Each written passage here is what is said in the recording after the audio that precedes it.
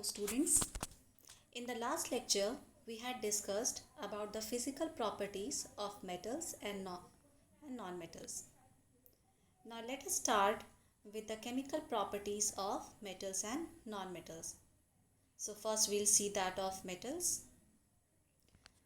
First reaction is of metals with oxygen.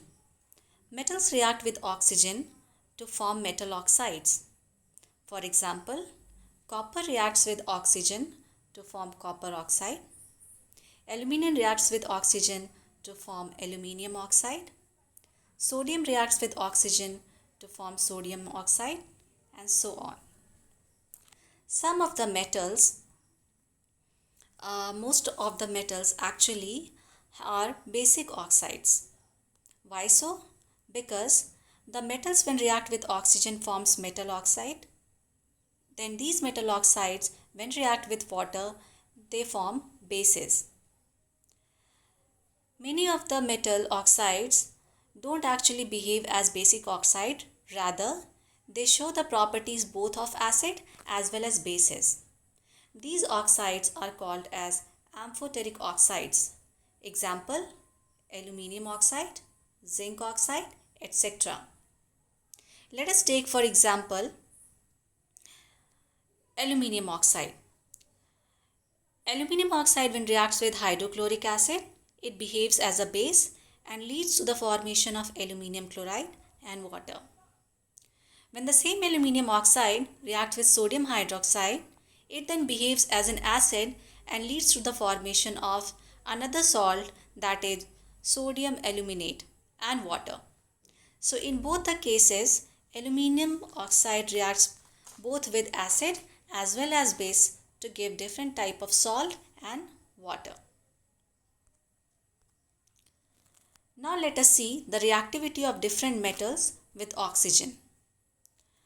The different metals are categorized under three different categories basically. That is metals of high reactivity, metals of medium reactivity, and metals of low reactivity, or those metals which are almost not reactive. So metals of high reactivity such as potassium and sodium react vigorously with oxygen and catches fire if kept in open. So to prevent this, they are kept in kerosene. If magnesium is heated, it burns with bright flame. If iron is heated, it glows brightly. If copper is heated, it does not burn but forms a black coating of copper oxide. Silver and gold, which are almost not at all reactive, don't react with oxygen when they are kept in the air or even at higher temperatures. Some metals like magnesium, aluminium, zinc, lead, etc. form an oxide layer over it which prevents further oxidation. That is the reason why aluminium, being a reactive metal, is used for cooking vessels. Why so? Because during cooking, aluminium forms a layer of aluminium oxide which is actually unreactive, and thus it prevents further oxidation. These are called as self-protecting metals. Then let us see the reaction of metals with water. Metals react with water to form metal oxide or metal hydroxides and hydrogen. Like sodium reacts with water to form sodium hydroxide and hydrogen. Aluminium reacts with water to form aluminium oxide and hydrogen, and likewise. The reactivity of different metals with water is different. The metals of high reactivity can react even with the cold water and catches immediately fire. The metals of medium reactivity such as calcium and magnesium don't actually react violently, but they can react with hot water. Metals like aluminium, iron, zinc, which are of less reactivity, they cannot react with cold water, neither with the hot water. For reaction, they need steam. That means at higher temperature, they can react. Then metals like lead, copper, silver, gold do not react with water at all. Next is reaction of metals with acid. Metals react with dilute acid to form salt and hydrogen. Example, magnesium reacts with hydrochloric acid to give magnesium chloride and hydrogen. Zinc reacts with hydrochloric acid to give zinc chloride and hydrogen, and likewise. Here in the above 4 examples, the reactivity order of the metals is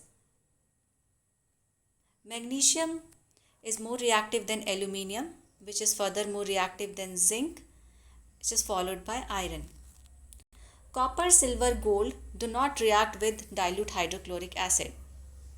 Hydrogen gas is not evolved when metals react with nitric acid because it is a strong oxidizing agent and it oxidizes the hydrogen produced to water and itself gets reduced to oxides of nitrogen. This is a very important point, all of you. See, nitric acid does not show the similar pattern like other acids like sulfuric acid or hydrochloric acid because it acts as a strong oxidizing agent. Okay, so what it does, it oxidizes the hydrogen produced in the water to water and it itself gets reduced to oxides of nitrogen. But one thing you have to see here is that copper can react with nitric acid to form copper nitrate, water and nitrogen dioxide. Then reaction of metal with metal salt solutions. Actually, these are the examples of displacement reaction which you have already studied. Displacement reactions are what? A more reactive metal displaces a less reactive metal from its salt solution. Example, magnesium reacts with copper to give magnesium sulfate and copper. Zinc reacts with copper sulfate to give zinc sulfate plus copper. Iron reacts with copper sulfate to give iron sulfate plus copper. That means magnesium is more reactive than copper, zinc is more reactive than copper, iron is more reactive than copper. Here in this example you see, when we are taking a blue colored solution of copper sulfate and we dip a iron nail in it or some piece of iron and leave it for some time, what you will observe? You'll see that the blue color of the copper solution changes to green color. Why is it so? It is so because the copper from the copper sulfate solution has now come in the solution and the iron has displaced copper and has formed iron sulfate. This iron sulfate is green in color. That's the reason why the solution, the color of the new solution is now green. And the copper which is formed here gets deposited on the surface of the iron nail. Then is reactivity series of metal. As I already discussed, the different metals are arranged in order of their reactivity. The arranging of metals in the decreasing order of their reactivity is called reactivity series of metal. Alright, so starting from most reactive metal, we go to medium reactivity metal and then finally to the least reactive metal. The most reactive metal in the reactivity series that is given in your book also is potassium, then is sodium, then is calcium, followed by magnesium, aluminium, zinc, iron, lead, hydrogen, copper, mercury, silver, gold. Point to be noted here is that hydrogen is not a metal, still it is placed in the reactivity series. Why is this so? This is because the reactivity of the metal actually is compared on the basis of whether from the acidic solution they will be able to displace the hydrogen or not. Also, a little elaborate concept is involved here, which is electrode potential, and that is beyond the concept of this book. So for time being, you can remember that all the metals which are above the hydrogen in the reactivity series can displace hydrogen from the acidic solution. and the metals which are below the hydrogen in the reactivity series cannot displace hydrogen from their acidic solution. So that is it for this lecture. Thank you so much.